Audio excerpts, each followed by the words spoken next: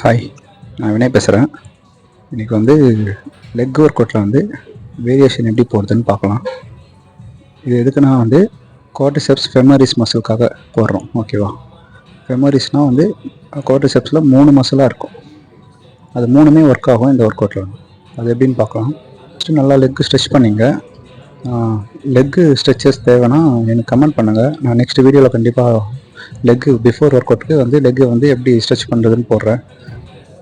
இப்போ இந்த work out எப்படி போகிறதுன்னு பார்த்தீங்கன்னா, ஃபஸ்ட்டு வந்து 5 kg டம்பிளில் வந்து லஞ்சஸ் 1 கவுண்ட் 1 1, அப்புறம் ஒரு ஸ்குவாட் 1 இதுதான் ஒரு கவுண்ட்டு.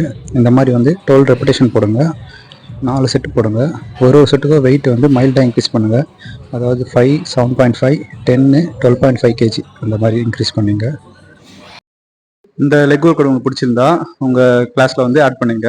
இந்த மாதிரி வேரியேஷன் ஏதாவது தேவைன்னா எனக்கு கமெண்ட் பண்ணுங்கள். நெக்ஸ்ட் ஒர்க் அவுட்டில் நெக்ஸ்ட் என்ன வேரியேஷன் போடலாம் லெக்குக்கு அப்படின்னு சொல்லிட்டு வீடியோ போடுறேன் நான். தேங்க்யூ.